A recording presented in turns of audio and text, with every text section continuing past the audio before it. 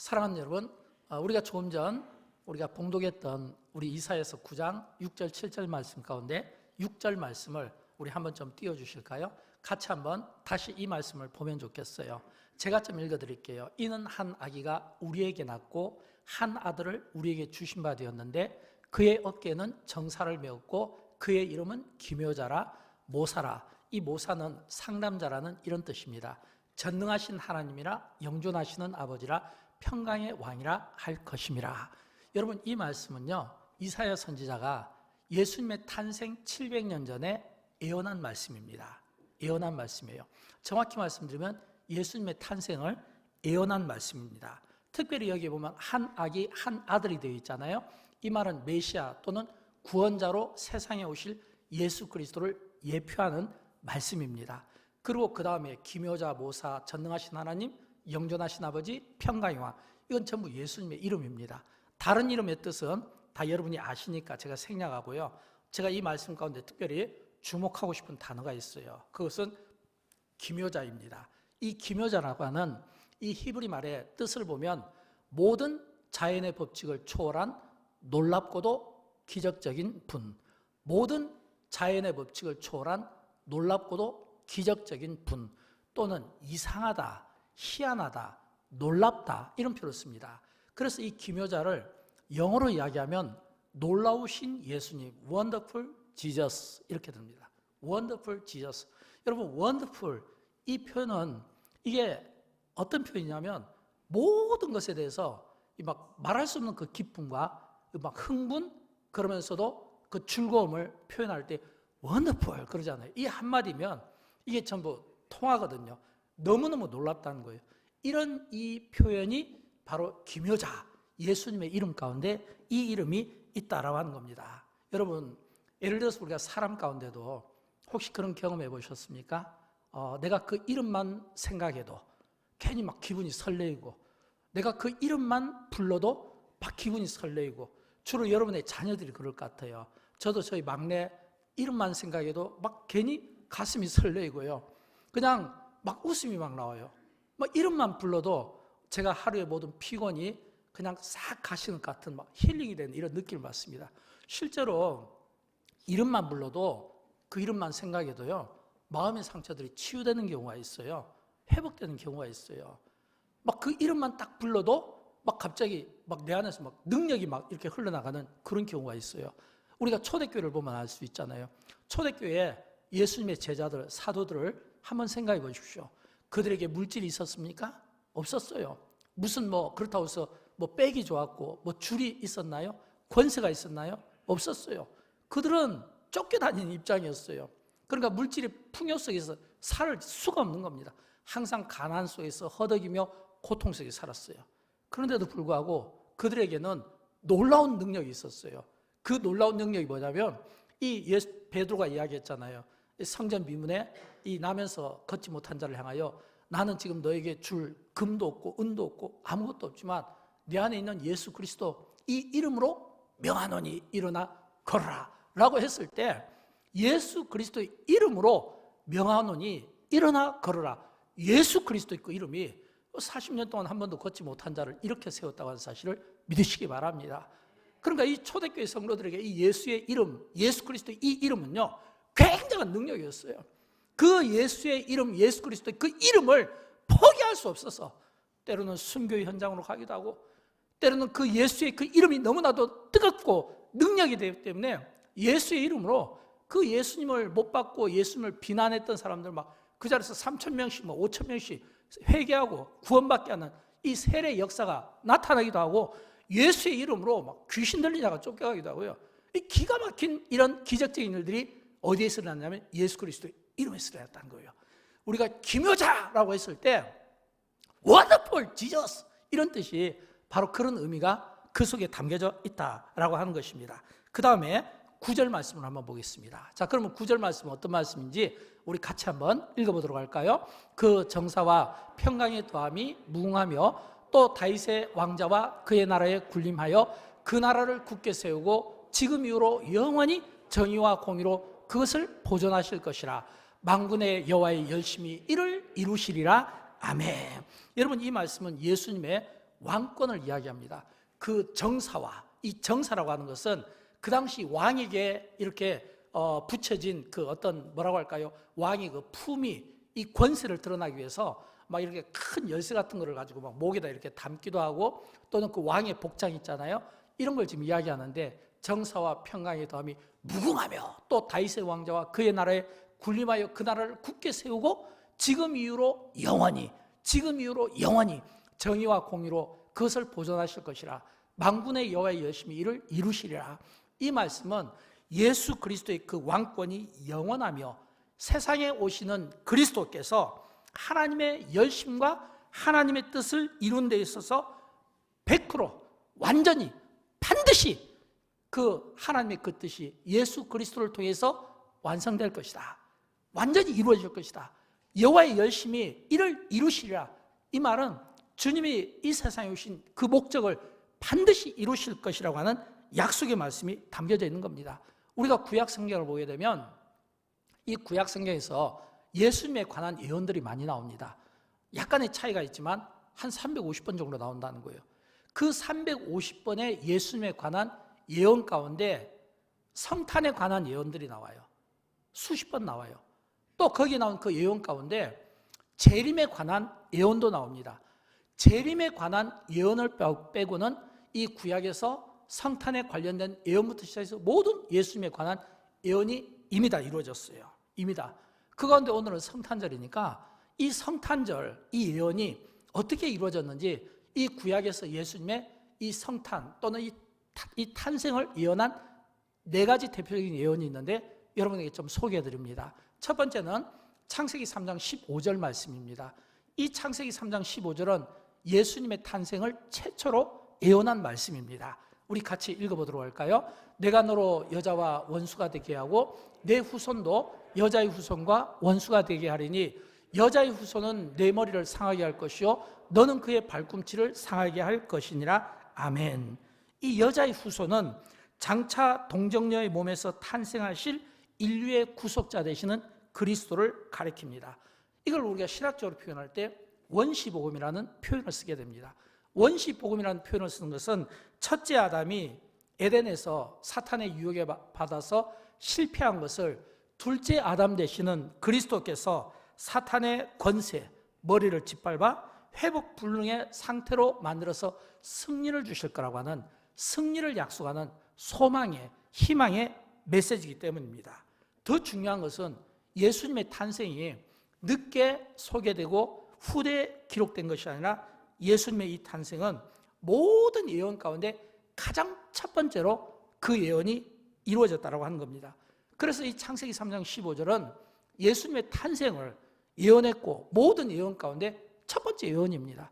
무엇을 말할까요? 모든 예언의 창세기 3장 15절 말씀이 근거가 되고 모든 예언의 성취가 된다고 하는 겁니다. 하나님이 인간에게 주신 복 가운데 최고의 복이 바로 예수님 탄생 예언이 된다라고 하는 겁니다. 또한 이 예언은 오늘 우리 시대에 고통받고 슬픔 당하는 분들이 계시다면 저는 이 말씀이 여러분에게 소망이 되면 좋겠습니다.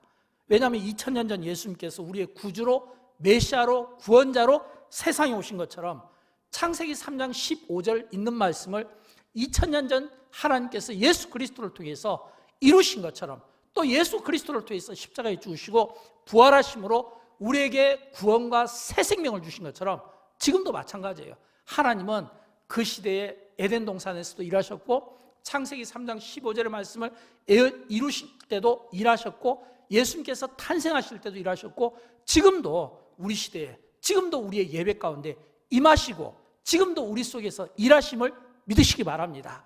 내가 혹시라도 어려움이 있습니까? 혹시라도 내가 고난이 있습니까? 혹시라도 내가 아직 이루지 못한 올 한 해 그처럼 소망하고 목마르고 아직 내가 해결받지 못한 문제가 있습니까? 그렇다 할지라도 우리가 지금 이 순간에도 하나님이 일하심을 믿는다면 창세기 3장 15절의 예언을 성취하신 하나님이 오늘 여러분 속에 여러분이 가지고 있는 가정의 크고 작은 기도의 제목과 여러분이 간절히 목말라하는 그 기도의 제목과 소망 가운데 이루시는 하나님이 되기를 주님의 이름으로 축복합니다.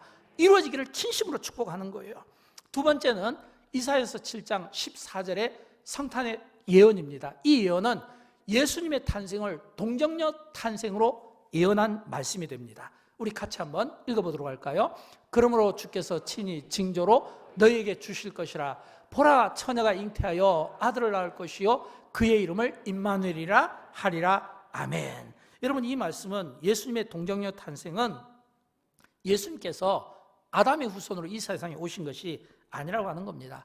아담의 후손은 아까 창세기 3장 15절에서 말씀드린 것처럼 이 아담은 하나님께 불순종한 죄인입니다. 그러므로 예수님께서 아담의 후손으로 오면 안 되는 거예요. 왜냐하면 죄인의 모습으로 와서는 죄인들을 구원하실 수가 없는 겁니다. 그러므로 성경은 죄와 아무 관련 없는 성령으로 예수님께서 잉태되시다, 이 점을 강조하는 거예요. 아무 죄가 없는 상태에서 성령으로 예수님께서 잉태되셨다, 탄생되셨다라고 하는 겁니다. 그래서 이 말씀을 마태복음 1장 23절은 이렇게 말씀하고 있습니다. 같이 읽어보도록 할까요? 보라, 처녀가 잉태하여 아들을 낳을 것이요 그 이름은 임마누엘이라 하리라 하셨으니 이를 번역한즉 하나님이 우리와 함께 계시다 함이라. 아멘. 죄 없으신 예수님께서 성령으로 잉태하셔서 우리와 함께 계신다, 우리의 구원자로 계신다, 우리와 함께 하시고 우리의 구원자로 계시기 위해서 오신 그날을 기념하는 날이 바로 성탄절입니다. 바로 오늘 이 성탄절이 바로 그날이에요. 세상의 임마누엘, 하나님이 우리와 함께 하시기 위하여 사람의 몸을 입고 친히 성령으로 탄생하신 그 예수님, 그 생일을 오늘 저와 여러분이 기뻐하고 즐거워하고 있다고 하는 것입니다. 그러므로 임마누엘이신 주님이 저와 여러분 함께 있는 것을 믿으시고 주님이 저와 여러분과 함께 계시는 것을 믿을 때 비로소 우리의 삶은 놀라운 하나님의 사랑을 받는 삶으로, 하나님의 그 축복받는 삶으로 저와 여러분의 이 굳어졌던 이 이마가 펴지고 얼굴이 펴지는, 어깨가 세워지는 그런 평화로운 삶이 될 수 있기를 진심으로 축복합니다. 세 번째는 미가서 5장 2절의 예언입니다. 어떤 내용이냐면 예수님께서 베들레헴에서 탄생하신다는 예언입니다. 자, 우리 같이 한번 읽어보도록 할까요? 베들레헴 에브라타야, 너는 유다 족속 중에 작을지라도 이스라엘을 다스릴 자가 내게로 나올 것이라. 그의 근본은 상고에 영원히 있느니라. 아멘. 여러분, 이 말씀도 지금 예수님께서 베들레헴에서 탄생하신다. 근데 베들레헴은 사실은 그 유다의 그 지도 그 가운데 보면 그렇게 알려지지 않은 그 도시로 알려져 있습니다. 아주 작은 도시. 그래서 사실 베들레헴은 성경에 보면 많이 나와 있지 않거든요. 근데 예수님께서 바로 이곳에 태어나신 거예요. 근데 이 베들레헴에서 태어나는데 이 베들레헴 아주 작은 도시, 사람들이 많이 가보지 않아요. 근데 그 가운데서도 어디에서 태어났냐면 이 마구간 말구유에서 예수님께서 탄생하셨다, 이렇게 돼 있잖아요. 이 마구간 말구유라는 것은 말이 이렇게 음식을 먹기 위해서, 풀을 먹기 위해서 놓는 거거든요. 그 풀을 입을 삼아서 아기 예수님께서 바로 그곳에 이제 탄생하시고 누워져 있다라고 하는 겁니다. 무엇을 말할까요? 예수님께서 이 세상에 오신 것은 가장 작은 도시, 그것도 마구간 말구유에서 태어나신 것은 예수님의 낮아지심을 이야기하는 겁니다. 여러분, 예수님께서 왜 이렇게 낮아지셨을까요? 예수님께서 낮아지신 것은 우리를 높여서 우리가 하나님의 자녀가 되게 하기 위함이고, 또 예수님께서 가난하심은 우리를 부유하게 하시기 위함인 겁니다. 예수님의 낮아지심과 예수님의 가난함이 우리를 높이고 자녀 삼고 그리고 우리에게 부유함을 주신 이 은혜를 우리가 생각하면 우리가 어찌 감사하지 않을 수 있고 우리가 어찌 그 성탄의 은혜에 감격하지 않을 수가 있겠습니까? 마지막으로 네 번째 성탄의 예언이 나오는데 시편 132편 11절에 보면 예수님이 어디에서 탄생하시냐면 다윗의 가문에서 나시겠다 말씀하고 있는데 우리 같이 한번 읽어보도록 할까요? 여호와께서 다윗에게 이르시기를 내 몸의 소생을 내 왕위에 둘지라. 아멘. 이 약속대로 이루어지지 않습니까? 왜냐하면 마태복음 1장 1절을 보면 예수님의 축복인데 제일 먼저 어떻게 시작하나요? 아브라함과 다윗의 자손 예수 그리스도의 계보라, 이렇게 시작하잖아요. 다윗의 자손을 통해서 다윗의 자손으로 세상에 오셨다라고 하는 겁니다. 여러분, 다윗은 이 구약 시대에 가장 왕 중에 위대한 왕으로 알려져 있지 않습니까? 근데 가장 위대한 그 왕 중의 왕인 이 다윗조차도 그 앞에 무릎을 꿇을 정도로 예수님은 진짜 왕 중에 왕이 되시는 겁니다. 그러므로 성탄절은 누구를 위한 날이 되어야 될까요? 성탄절은 예수님을 위한 날이 되어야 됩니다. 나를 위한 캐롤이나 나를 위한 즐거움이 되면 안 되는 거예요. 성탄절은 이 어둠 속에 있는, 제 가운데 있는, 그래서 이 흑암 중에 있는 우리에게 구원자로 오시기 위하여 친히 빛이 되어서 세상에 빛이 되어서 세상에 오신 모든 어둠을 몰아내고 빛 대신 주님이 오셔서 우리에게 생명을 주시기 위하여, 우리의 길이 되시기 위하여, 길이 진리가 되시기 위하여 우리에게 찾아오신 분입니다. 그러므로 이 날은 누가 영광을 받으셔야 되냐면 예수님이 영광을 받으시는 겁니다. 예수님이 찬양을 받는 겁니다. 우리는 이렇게 어떤 절기가 되면 이렇게 우리가 하나님께 영광을, 주님께 영광을 이야기하지만 사실은 내가 영광을 받을 때가 참 많아요. 또 나의 즐거움을 만족시켜 줄 때가 많아요. 그러나 진정한 이 성탄의 의미는 그 영광은 가장 낮은 모습으로 말구에 오셨으니까 가장 가난하게 오셨잖아요. 오신 그 주님, 우리를 부유하게 하기 위해서, 우리를 높여서 자녀 삼으시기 위하여 가장 낮고 가난한 모습으로 오신 예수님, 그분은 진짜 우리의 찬양과 경배와 영광을 받으시기에 합당하신 분입니다. 성탄절은 바로 예수님을 위한 날이에요. 예수님께 그 영광을 돌려야 되는 거예요. 사랑하는 여러분, 저는 이 성탄절을 통해서 우리가 진짜 놀라운 인생을 살아가기 위해서는 무엇보다 기묘자 예수를 믿을 때 비로소 우리의 인생이 진짜 놀라운 인생이 되는 겁니다. 놀라운 인생이 되기 위해서는 어떻게 해야 된다고요? 기묘자 예수를 믿어야 되는 겁니다. 왜일까요? 기묘자 예수, 원더풀 지저스를 믿는 그리스도인은 놀라운 인생을 살게 되기 때문입니다. 기묘자 예수님께서 우리의 삶에서 놀라운 일을 하게 될 겁니다. 저는 이 시간 우리가 기묘자 예수 그리스도를 믿음으로 말미암아 기묘자 예수 그리스도께서 우리를 위하여 어떤 놀라운 인생을 펼칠까라고 했을 때 적어도 세 가지 인생을 우리가 생각해 볼 수 있습니다. 그 첫째 인생은 뭐냐면 영혼의 놀라운 변화입니다. 영혼의 놀라운 변화. 여러분이 영혼의 영적인 놀라운 변화가 일어나기 위해서는 어떻게 해야 될까요? 주님이 우리 안에 들어오셔야 돼요. 우리가 주님을 모시면 어떤 일이 날까요? 놀라운 일이 납니다. 그 놀라운 일은 내 안에 천국이 만들어지는 거예요.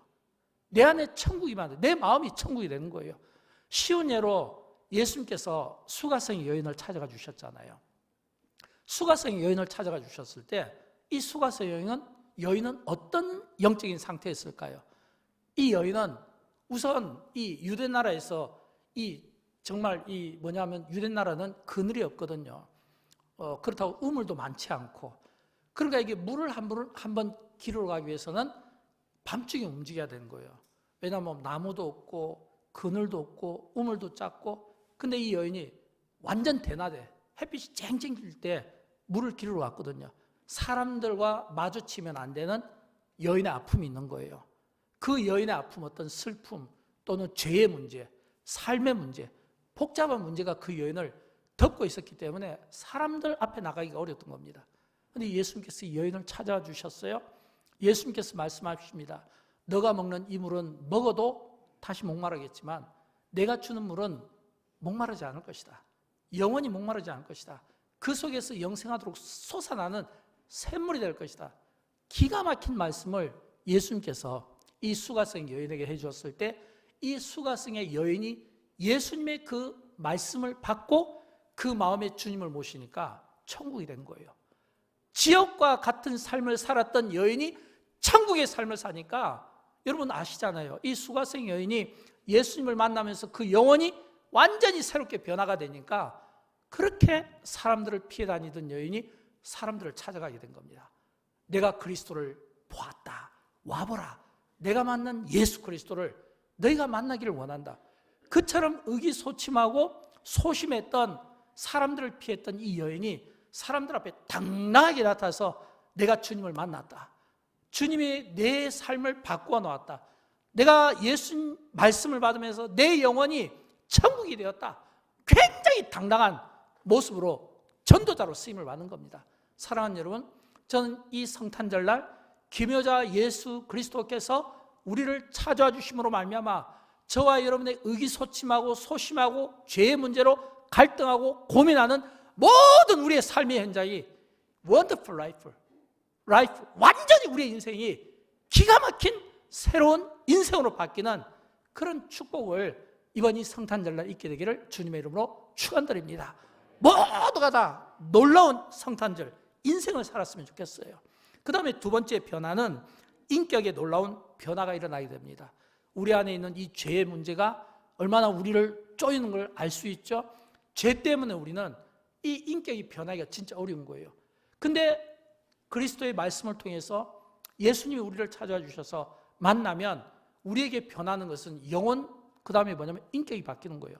어떻게 바뀔까요?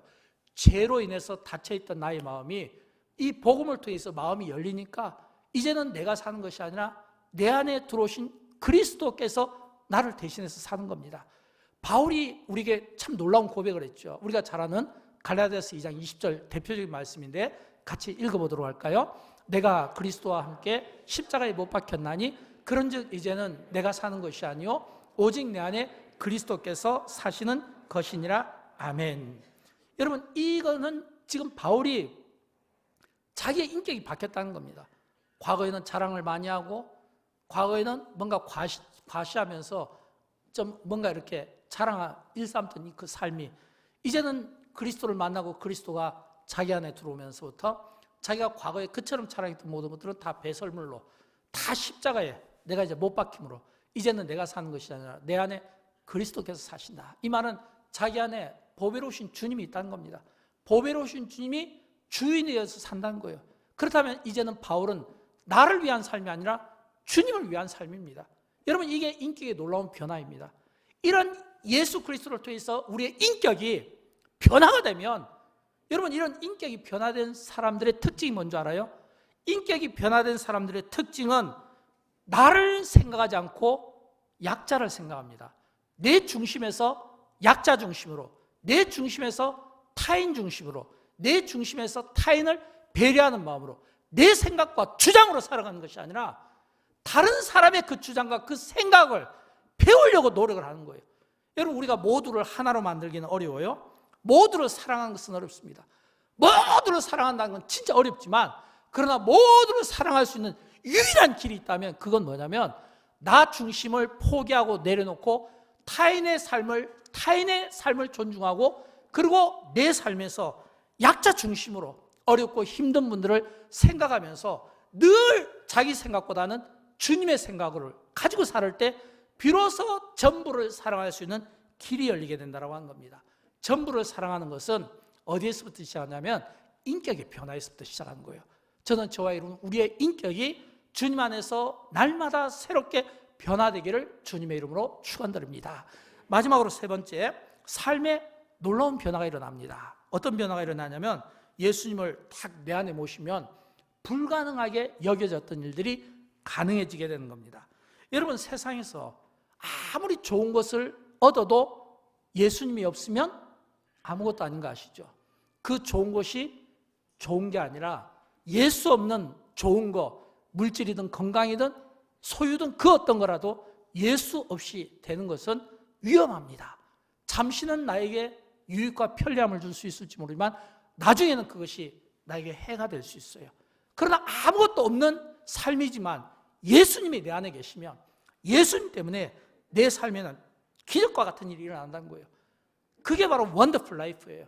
기적과 같은 일이 일어나는 거예요. 아무것도 없는 것 같지만 예수님 때문에 예수님 안에서 나의 삶은 기적과 같은 이런 특별한 삶을 우리가 살아가야 한다는 거예요. 예수님께서 이런 말씀을 해주셨죠. 우리 같이 읽어보도록 합니다. 할 수 있거든이 무슨 말이냐? 믿는 자에게는 능히 하지 못할 일이 없느니라. 할 수 있거든이 무슨 일이냐?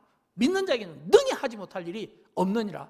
구하고 찾고 두드리는 자에게 찾아주시고 열려주시고 문이 열려주시고 찾아주시는 이 은혜가 누구에게요? 구하고 찾고 두드린 자에게 있다는 겁니다. 내가 아무것도 없는 것 같지만 내가 예수 안에서 주님께 내가 기도하고 간절히 기도하고 소망을 가지고 기도하고 믿음으로 기도하면 아무것도 없는 것 같지만 그래서 불가능하게 여겨지지만 그러나 무에서 유를 창조하신 전능하신 하나님이라면 나는 내 미래를 단 하루도 앞에 내다볼 수가 없는 거예요. 그러나 전지하신 하나님의 그 능력으로, 그 믿음으로 내가 나아간다면 내 인생은 바뀌게 되는 것입니다. 사랑하는 여러분, 우리 인생이 진짜 복된 거는요, 소유 때문이 아니에요. 우리는 많은 경우 소유를 자랑하고 싶어 합니다. 좋은 자동차를 자랑하고 싶어 합니다. 삶의 환경을 자랑하고 싶어 합니다. 직장을 자랑하고 싶어 합니다. 그러나 이것이 우리를 진짜 행복하게 만드는 게 아니에요. 그렇다면 우리는 다 솔로몬같이 돼야 되겠죠. 그러나 솔로몬이 고백했잖아요. 해 아래서 다 누려보았지만, 다 가져보았지만, 다 해보았지만 그가 내린 결론은 헛되고 헛되니 모든 것이 헛되도다 그랬잖아요. 하나님 없이 사는 인생은 그렇다는 거예요. 예수님이 우리 안에 들어와 주셔서 내가 예수님 때문에 나의 인격이 바뀌고 예수님 때문에 나의 삶이 바뀌면 그때는 진짜 믿는 그 믿음 안에서 내가 불가능하게 여겨졌던 것들이 가능하게 된 겁니다. 저는 이 가운데 그런 분이 없기를 바라지만, 혹시 병으로 고생하십니까? 물질의 문제로 힘들어하십니까? 자녀의 문제로 힘들어하십니까? 내일의 문제로, 미래의 문제로 힘들어하십니까? 오늘 성탄주일 김효자 예수님을 모시는 가운데 김효자 예수님이 주신 그 놀라운 삶이 오늘 저와 여러분의 삶을 복되게 되기를 주님의 이름으로 축원드립니다. 2022년 성탄절 날 김효자 예수님을 우리 마음에 영접하는 가운데 여러분의 마음이 천국을 이루고 성탄의 기쁨이 회복되고 또 전도, 또 선교, 또 이웃사랑이 회복되어서 저와 여러분의 삶이 은혜와 평강과 임마누엘의 시대를, 저와 여러분의 삶이 은혜와 평강과 임마누엘의 시대를 함께 열어가기를 주님의 이름으로 축원드립니다. 우리 함께 일어나셔서 함께 찬양하도록 할까요? 축하오 기쁜 성탄 함께 찬양합니다.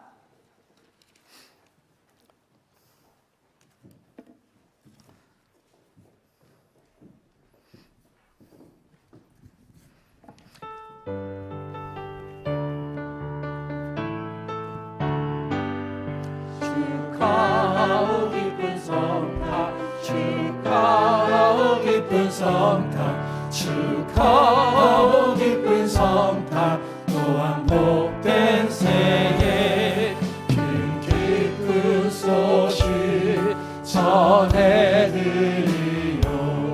축하오 기쁜 성탄, 또한 복된 새해 축하오, 축하오 기쁜 성탄, 축하오 기쁜 성탄. 자, 우리 서로를 축하해 줄까요? 축하합니다. 성탄이 기쁘고 여러분이 복된 새해를 맞기를 진심으로 축복합니다. 기쁜 소식 전해드리오. 축하오 기쁜 성탄, 또한 복된 새해